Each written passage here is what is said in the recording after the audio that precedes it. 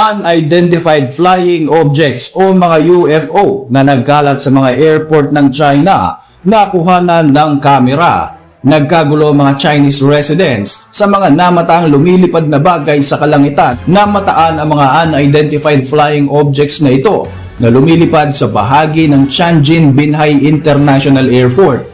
Marami sa mga nakasaksi sa mismong insidente ang duda at hindi naniniwalang drones lamang ang mga ito.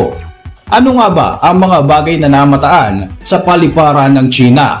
Aba, huwag niyong sabihing pati ang mga alien ay inaagawan na rin ng China ng teritoryo. Posible nga kayang mga UFO na galing sa ibang planeta ang namataan sa Chinese territory. O maaari kayang ang mga ito ay mga spy drones na nag-espiya at pinag-aaralan kung paanong aatake sa China kung sakaling sisiklab ang isang digmaan. Ako po si Roy Zen, welcome sa Kien Thoughts. Kung hilig mo ang mga ganitong videos, mag-like at mag-subscribe para lagi kang updated sa mga susunod na upload.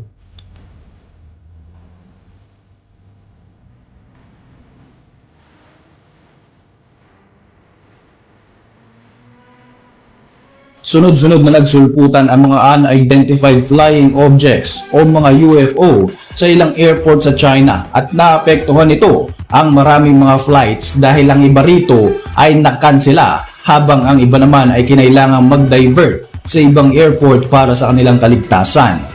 Ayon sa opisyal na pahayag ng Chinese government, ang mga bagay na nakuha ng video ng mga residente ay mga civilian drones na nanghimasok sa airspace ng China. Duda naman ang marami sapagkat hindi naman kayang lumipad ng pangmatagalan ng mga drones sa himpapawid. Dahil dito, marami ang natakot sa isiping baka nga mga UFO mula sa kalawakan ang kanilang nasaksihan. Nabansagan ang pangyayaring ito bilang 9/11 incident. Kahit nga wala namang masamang panahon ng gabing iyon ng September 11, inactivate ng Tianjin International Airport ang Yellow Level Emergency Response at kinansela ang lahat ng mga flight sa paliparang ito. Agad ding isinarado ang airport sa loob ng halos 10 oras ng araw ding iyon. Aabot sa 29 scheduled flights ang na-delay at 8 ang agad na na-cancel, habang 32 flights naman ang kinailangan maglanding sa ibang airport. Ayon sa report, agaran pang nagpadala ng mga fighter jets sa airport ang Chinese Air Force upang mag-imbestiga sa mga namataang drones pero wala din itong nagawa. Ang iba sa mga eroplano maglalanding sana sa Tianjin Airport ay sinubukang magpaikot-ikot sa himpapawid at umaasang makakapaglanding sila rito ng maayos pero nabigo nga sila. Apektado naman ang higit sa 3,000 mga pasahero sa naturang paliparan. Sa mga nakalipas na taon, nagkaroon na rin ng ganitong insidente kung saan naapektuhan ng mga drones ang mga airport operations sa China. Pero para magkaroon ng closure ng airport at ikansela ang lahat ng mga flights dito, ito ay isang indikasyon na napakaseryoso ng naging sitwasyon. Noong gabi naman ng September 12, kahit na mas dinagdagan ang mga security personnel at nagkaroon na rin ng mga police presence sa Chinese airport, muli na namang namataan ang mga unidentified flying objects na ito. Dahil dito, hindi na naman nakapag-landing ng maayos sa mga eroplanong bababa sana sa Tianjin International Airport. Ganito rin ang nangyari sa gabi ng September 13 at mas marami pa nga ang naglitawang mga lumilipad na bagay. Ang iba ay nagliliwanag pa habang ito ay lumilipad sa kalangitan. Ayon sa mga witness, minsan ay 4 at minsan naman ay 5 ang sabay-sabay na mga flying objects na makikita sa himpapawid malapit sa airport. Samantala, noong September 14, may mga report kung saan namataan din ng mga UFO sa Kyushu Airport sa Zhejiang, China na naging dahilan para makansela rin ang maraming mga flights dito. Ang paliparang ito ay isang military and civilian airport at isa sa mga importanteng base para sa People's Liberation Army Air Force sa kahabaan naman ng East China Sea. Sa tuwing magtutungo nga ang mga sibilyan dito, hindi sila pinapayagang kumuha ng mga larawan o mga video para sa seguridad ng military facility ito. Bandang 5:25 ng umaga ng September 15, maraming mga residente naman sa bahagi ng Beijing ang nakasaksi sa napakalaki at maliwanag na bagay sa kalangitan habang paikot-ikot pa ito. Tinatayang nasa 3 mga UFO ang namataan ng ilang mga nakasaksi at talaga namang ikinatakot ng mga ito.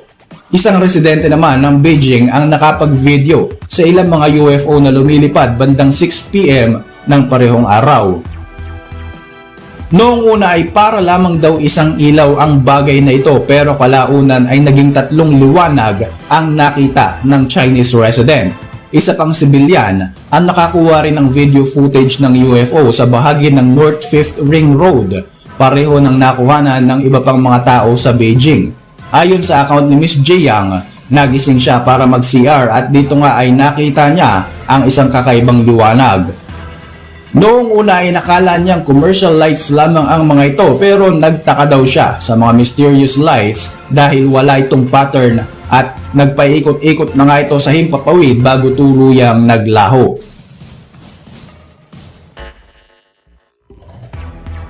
Isa pang video footage ang lumabas kung saan makikita ang mga glowing objects sa himpapawid ng Beijing at talaga namang naging palaisipan para sa marami ang mga bagay na ito.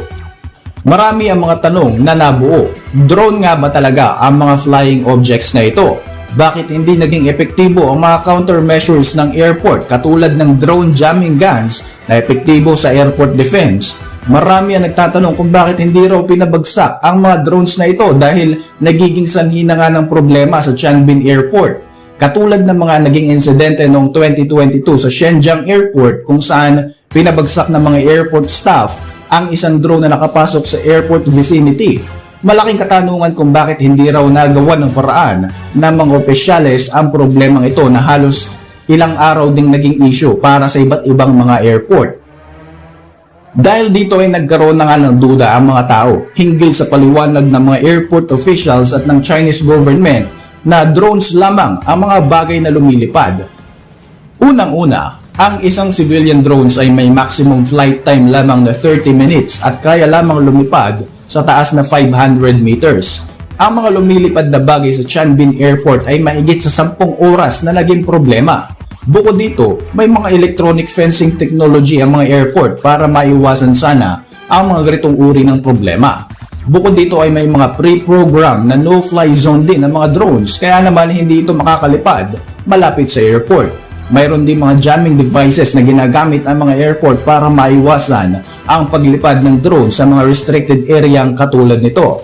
Dahil sa ilang mga rason na ito, marami ang nagdududa sa paliwanag ng Chinese authorities. Samantala, ilan sa mga Chinese analysts ang naniniwala na mayroong nanghihimasok sa kanilang teritoryo upang mag-espiya gamit ang mga flying objects na ito. Ayon sa isang opisyal, sinubukang i-intercept ng Chinese military ang mga lumilipad na bagay na ito pero nabigo sila dahil tila napaka-advance ng teknolohiya na ginamit sa bagay na ito. Tila pinaglalaroan daw ng sinumang operator ng lumilipad na bagay ang mga Chinese airport kaya naman kinailangan na nga nitong magsara at tuluyang itigil ang operasyon ng halos 10 oras. Dahil nagpabalik-balik nga ang mga drones na ito sa Chinese airspace ng ilang gabi, para sa mga opisyal, ito ay isang deliberate provocation at hindi aksidenteng pagpasok lamang sa kanilang teritoryo.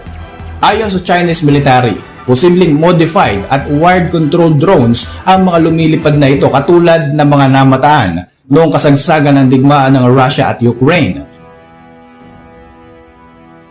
Sa mga nagaganap kasi na digmaan sa kasalukuyan, katulad nga sa Russia at Ukraine at ng Israel at Hamas, madalas na naririnig natin ang mga balita ng mga attack drones na ginagamit ng magkabilang panig para umatake sa military bases at sa mga barko sa bahagi ng Red Sea.